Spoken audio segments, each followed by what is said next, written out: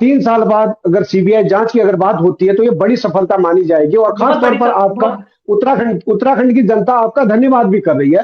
कहते हैं सयाना व्यक्ति चल जाता है, समाज उसे स्वीकार कर लेता है, मगर जब कोई व्यक्ति ज्यादा सयाना बनता है, जिसे मुंबई की टपोरी लैंग्वेज में डेढ़ छाना कहते हैं, ऐसा व्यक्ति हर जगह मात खाता है, क्योंकि उसकी ज्यादा चालाकी, ज्यादा होशियारी लोगों की समझ में आने लगती है।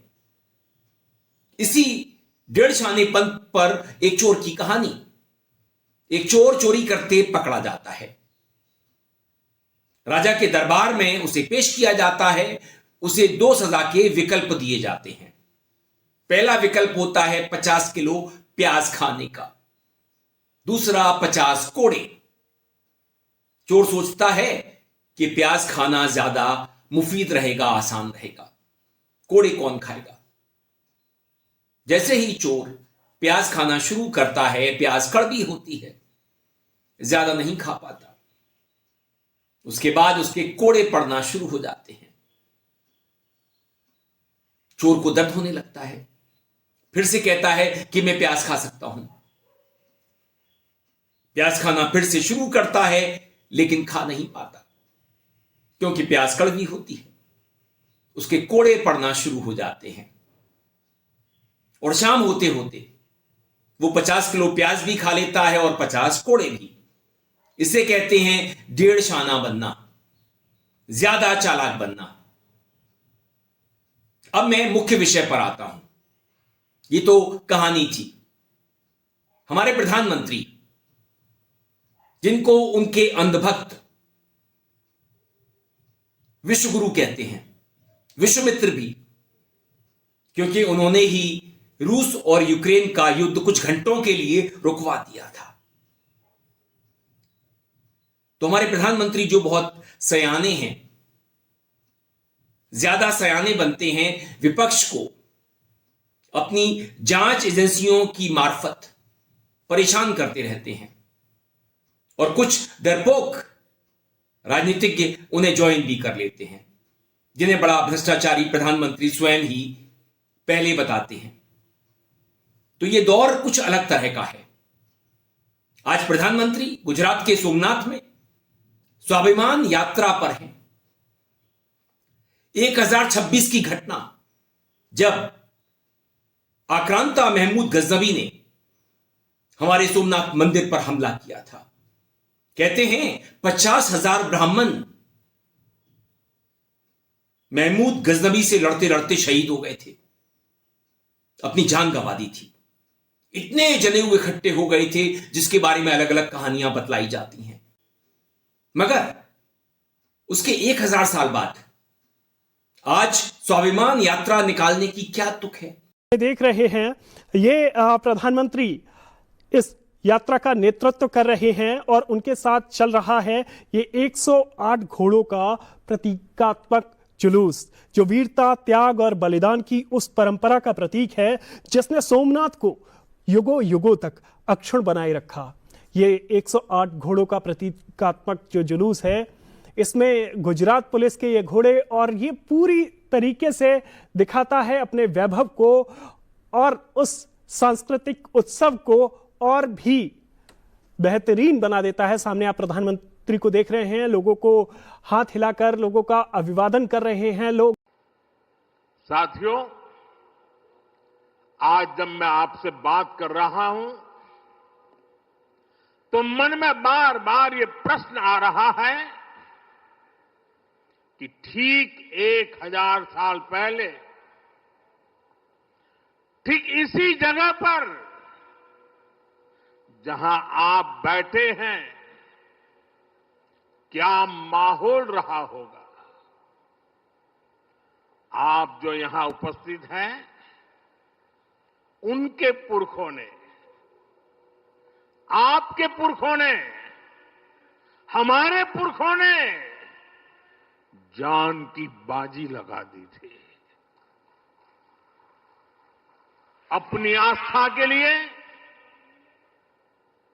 अपने विश्वास के लिए, अपने महादेव के लिए उन्होंने अपना सब कुछ न्योछावर कर दिया। 1000 साल पहले तब वो आतताई सोच रहे थे कि हमें जीत लिया, लेकिन आज 1000 साल बाद भी सोमनाथ महादेव के मंदिर पर फहरा रही ध्वजा पूरी सृष्टि का आह्वान कर रही है कि हिंदुस्तान की शक्ति क्या है।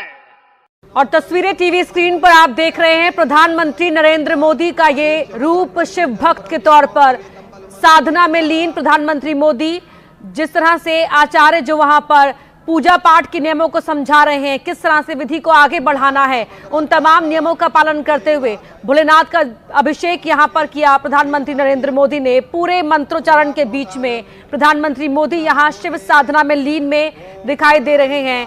और ये तस्वीरें, ये जो प्रधानमंत्री मोदी अभिषेक, किसको अपना स्वाभिमान दिखाना है? अरे देश का नागरिक परेशान है, जहरीला पानी पीकर के मर जाता है, प्रशासन आंकड़े छुपा लेता है। भागीरथपुरा की घटना आपके सामने है, अभी एक घटना और आई ग्रेटर नोएडा से। तो जिस देश में पीने का पानी शुद्ध उपलब्ध नहीं है, उस देश में स्वाभिमान यात्रा निकाली जा रही है। आज ही उत्तराखंड में बंद का आह्वान किया है अंकिता भंडारी के लिए, उसे न्याय दिलाने के लिए। बीजेपी के बड़े कद्दावर नेताओं के नाम अंकिता भंडारी मामले में आए हैं, जिनके सामने अंकिता को परोसा जाना था। अंकिता ने इनकार कर दिया, उसकी हत्या हो गई। तो हमारा कौन सा स्वाभिमान बचा है? हिंदू राष्ट्र की पुकार लगाने वाले, तलवारें लहराने वाले अल्पसंख्यकों को तंग करते हैं। और जब मामला अंकिता भंडारी का, उन्नाव की बेटी का, बिल्किस बानो का आता है और ऐसी तमाम घटनाओं का आता है, महिला पहलवानों का आता है, तब यही स्वाभिमान ही चुप्पी साध लेते हैं।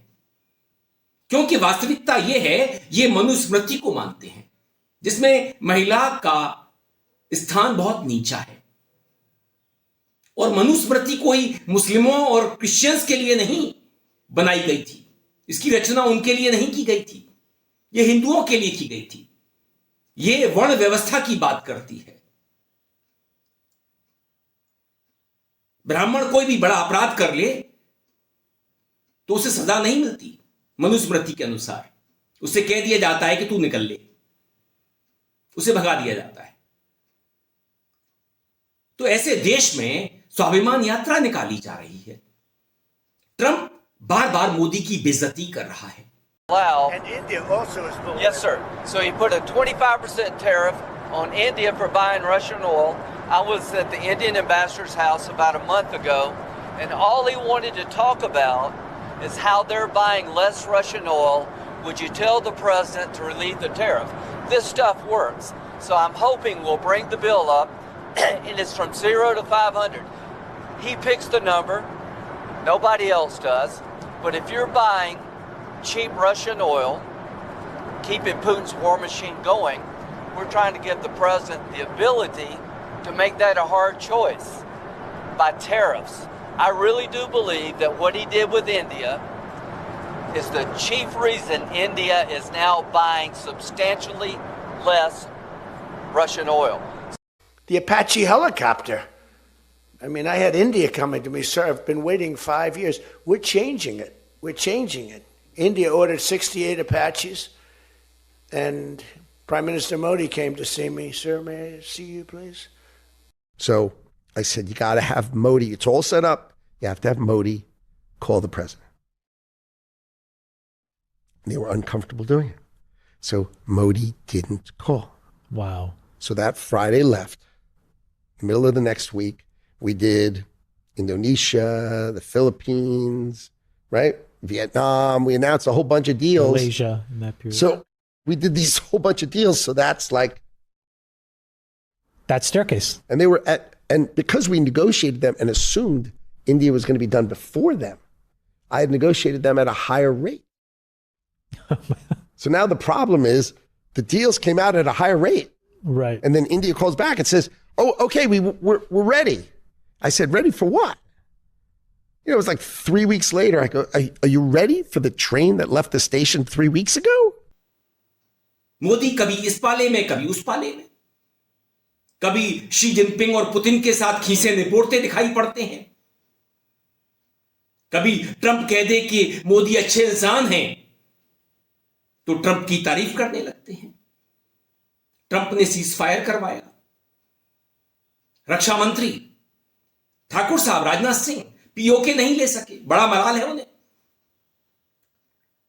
और बाद में अभी हाल में शी जिनपिंग ने भी कह दिया कि हमने भी सीज फायर में एक भूमिका निभाई थी। पाकिस्तान के साथ जो चीन लड़ा हमसे ऑपरेशन सिंदूर के समय, जिसने 5 साल पहले गलवान किया 2020 में, उसी चीन से हम भारी भरकम आयात कर रहे हैं। और अब न्यूज एजेंसी रॉयटर के अनुसार चीनी कंपनियां भारत में सरकारी ठेके ले सकती हैं, उनके लिए रास्ता खोल दिया गया है। जबकि मोदी कुछ महीने पहले गुजरात में कह रहे थे वहां के व्यापारियों से, उद्योगपतियों से, कि हमारे यहां तो छोटी आंखों वाले गणेश जी भी आ जाते हैं। हम गांव गांव व्यापारियों को शपथ दिलवाएं, व्यापारियों का कितना ही मुनाफा क्यों ना हो, आप विदेशी माल नहीं बेचोगे। लेकिन दुर्भाग्य देखिए, गणेश जी भी विदेश से आ जाते हैं। छोटी आंख वाले गणेश जी आएंगे, गणेश जी की आंख भी नहीं खुल रही है।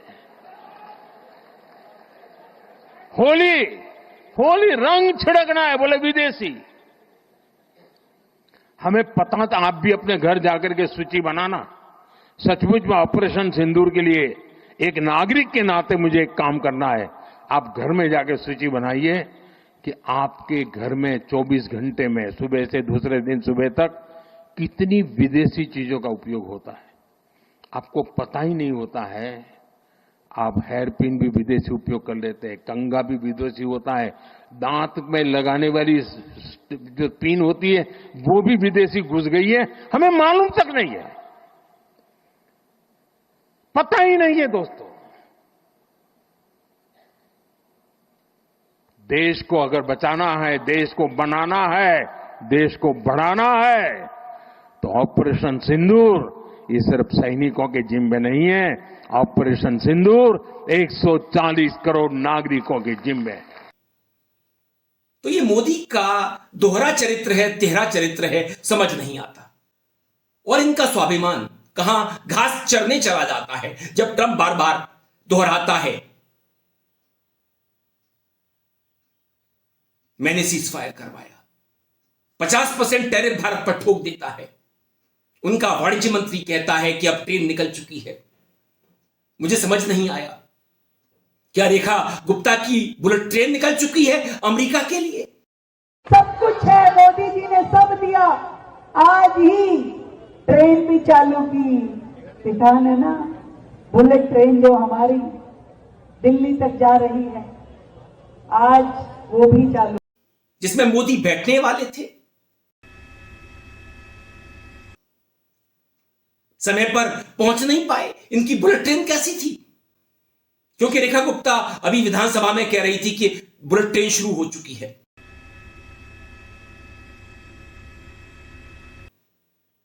तो ये पर्ची वाले मुख्यमंत्री कैसे हैं? राजस्थान का हो, मध्य प्रदेश का हो, बात करने से पहले सोचते नहीं हैं। अरे जब उनका आका नहीं सोचता तो ये क्यों सोचेंगे? स्वाभिमान की बड़ी चिंता है इन्हें। अजीत डोभाल कल, ये स्वतंत्र भारत हमेशा ऐसा नहीं था जितना स्वतंत्र आपको दिखाई देता है। सदियों तक हमारे पूर्वजों ने इसके लिए बहुत कुर्बानियां सही, बहुत अपमान सहे, बहुत असहायता के दौर से गुजरे। कई लोगों को फांसी चढ़नी पड़ी। भगत सिंह को फांसी के फंदे को स्वीकार करना पड़ा।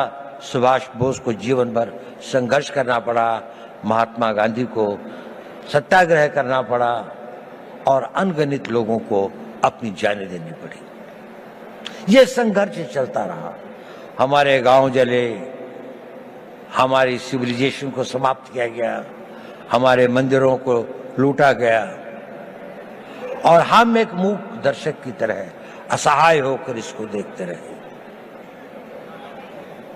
यह इतिहास हमें एक चुनौती देता है कि ये उस भारत का आज हर युवक के अंदर वो आग होनी चाहिए कि मैं, प्रतिशोध शब्द अच्छा तो नहीं है, लेकिन प्रतिशोध भी अपने में एक बड़ी भारी शक्ति होती है। हमें अपने इतिहास का प्रतिशोध लेना है। हमने इस देश को फिर वहां पहुंचाना है जहां पर हम अपने हक, अपने विचार और अपनी आस्थाओं के आधार पर एक महान भारत का निर्माण कर सकें। 2500 साल पुराने प्रतिशोध का। अरे भाई, तुम और तुम्हारी सरकार कुछ कर नहीं सके, पीओके ला नहीं सके। नरेंद्र मोदी ने हमारे जवानों की शहादत का सौदा कर लिया है। खबर है कि मोदी सरकार चीन की कंपनियों को सरकारी कॉन्ट्रैक्ट देने की तैयारी कर रही है। बता दें कि 5 साल पहले गलवान घाटी में चीन से झड़प में हमारे 20 जवान शहीद हो गए थे, लेकिन नरेंद्र मोदी ने कोई घूसा नहीं है कहकर चीन को क्लीन चिट दी थी। जब देश में विरोध हुआ तो चीन की कंपनियों के सरकारी कॉन्ट्रैक्ट पर बैन लगाया गया था। अब मोदी सरकार चुपके से चीन की कंपनियों को सरकारी कॉन्ट्रैक्ट देने की तैयारी कर रही है। ये वही चीन है जो ऑपरेशन सिंदूर के वक्त पाकिस्तान को लाइव इनपुट दे रहा था, जिसकी वजह से हमारे सैनिक शहीद हुए, हमारे नागरिकों की हत्या हुई। चीन को लाल आंख दिखाने की बात करने वाले नरेंद्र मोदी अब उसी के साथ जाकर खड़े हो गए हैं। ऐसे में कुछ सवाल हैं। मोदी हमारे सैनिकों की शहादत का अपमान क्यों कर रहे हैं? मोदी पाकिस्तान का साथ देने वाले चीन के साथ क्यों खड़े हैं? भारत के खिलाफ साजिश रचने वाले चीन से मोदी को इतना प्यार क्यों है? चीन ने हमारी जमीन दबा ली, गलवान कर दिया। बांग्लादेश को जवाब देते नहीं बन रहा है और युवाओं को, देश के 40 करोड़ युवाओं को प्रतिशोध लेने के लिए कह रहे हो। अभी हमने क्रिसमस पर जो देखा वो कम था। हिंदू रक्षा दल की तलवार वितरण सफलता के कार्यक्रम के बाद जब पुलिस ने हम पे बंदिशें लगाई, बंदिशों से हिंदू रक्षा दल डरने वाला नहीं है किसी भी सूरत में। आज हिंदू रक्षा दल ने जो लट वितरण का कार्यक्रम किया है, ये खालिस मुसलमानों के लिए किया है। बाकी हम किसी हिंदू के साथ कभी कोई गलत नहीं करेंगे, क्योंकि हमारे धर्म पर जब भी आघात करता है कभी कोई हिंदू नहीं करता, मुसलमान ही करता है। ये लट वितरण का कार्यक्रम खालिस मुसलमानों के लिए है, क्योंकि विधर्मी शब्द बोलने का मतलब है हम डरते हैं। हम डरते नहीं है, जो करते हैं सीधा ठोके करते हैं। और ये लट हमने उनकी सुरक्षा के लिए दिया है, क्योंकि सरकार ना तो हमें हथियार दे रही, ना हमें शस्त्र दे रही। हमें इन जालिमों के, इन सुअरों के सामने छोड़ दिया गया है मरने के लिए। The Apache helicopter. I mean, I had India coming to me, sir. I've been waiting 5 years. We're changing it. We're changing it. India ordered 68 Apaches, and Prime Minister Modi came to see me. Sir, may I see you, please? तुम्हारे कट्टर सनातनी तलवारें लहरा रहे थे, जगह जगह उदम मचा रहे थे।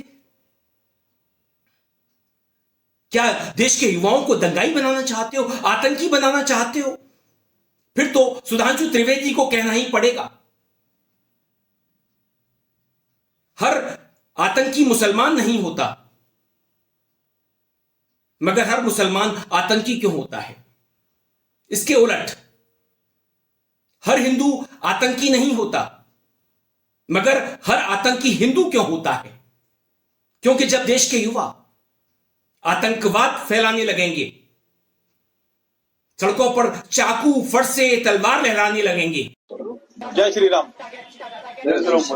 हमें पता है कि बिना तांडव के हिंदू राष्ट्र नहीं बनेगा। और भाई इसके साथ साथ ना जय श्री राम के साथ महादेव का नाम हर हर महादेव भी कहना पड़ेगा और हाथ में फरसा भी उठाना पड़ेगा। अगर तुम सोचो ना सर पे भगवा पगड़ी बांध के अगर तुम घूमोगे हिंदू राष्ट्र बनाओगे तो ऐसे ही बनेगा। आपको हिंदू राष्ट्र बनाने के लिए भगवा आतंकवादी भी बनना पड़ेगा। मॉब लिंचिंग तो होती रहती है, विरोधियों को काटने मारने लगेंगे तब सुधांशु त्रिवेदी को ऐसा कहना ही पड़ेगा कि हर हिंदू आतंकवादी नहीं होता, मगर हर आतंकवादी हिंदू क्यों होता है। तो दोस्तों, इस देश का स्वाभिमान दांव पर है, लोकतंत्र दांव पर है। देश में लोकतंत्र खत्म हो रहा है, वोट चोरी की नई नई तरकीबें निकाली जा रही हैं। ऐसे में मोदी आपको भ्रमित करते हैं, सोमनाथ पहुंच जाते हैं। और तस्वीरें टीवी स्क्रीन पर आप देख रहे हैं। प्रधानमंत्री नरेंद्र मोदी का ये रूप शिव भक्त के तौर पर साधना में लीन प्रधानमंत्री मोदी, जिस तरह से आचार्य जो वहां पर पूजा पाठ के नियमों को समझा रहे हैं, किस तरह से विधि को आगे बढ़ाना है, उन तमाम नियमों का पालन करते हुए भोलेनाथ का अभिषेक यहां पर किया प्रधानमंत्री नरेंद्र मोदी ने। पूरे मंत्रोच्चारण के बीच में प्रधानमंत्री मोदी यहां शिव साधना में लीन में। उत्तराखंड की अंकिता की उन्हें याद नहीं आती, जिसके लिए आज उत्तराखंड में बंद बुलाया गया है।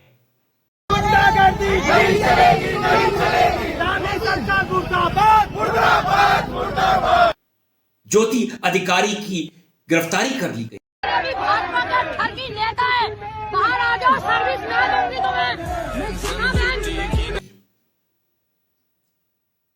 जो सड़कों पर निकली थी अंकिता भंडारी को न्याय दिलाने के लिए।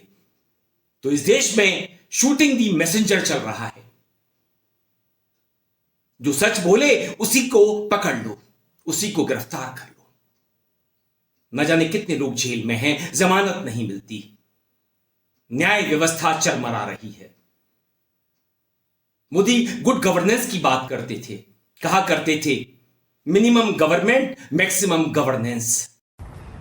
प्यारी साथ संग जियो, परमात्मा की कृपा से आपके दर्शनों के लिए फिर से आपकी सेवा में आए हैं और इस बार सरसा धाम में आए हैं, शास्त्रनाम जी श्यामस्तान जी धाम में।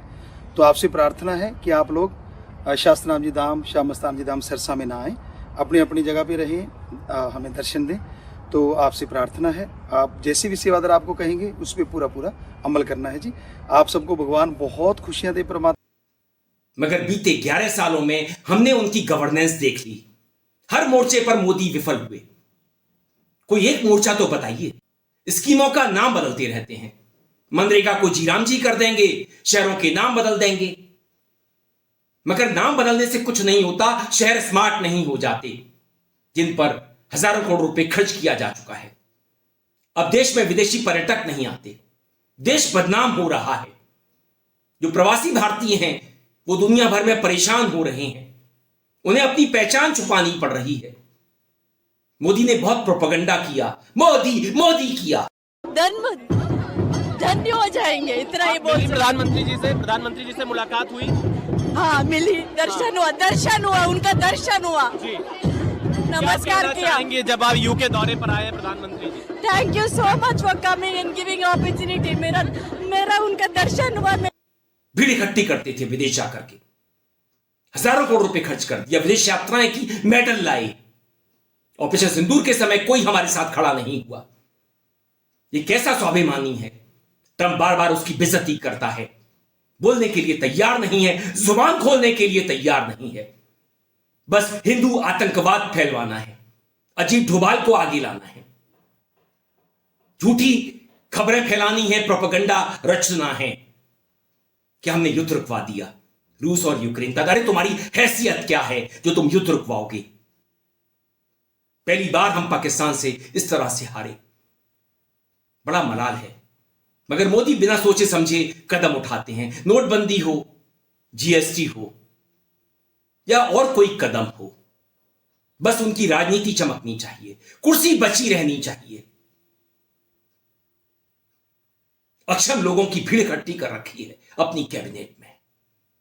बस लोकतंत्र का दमन करना है, सच का दमन करना है, सच का कत्ल करना है।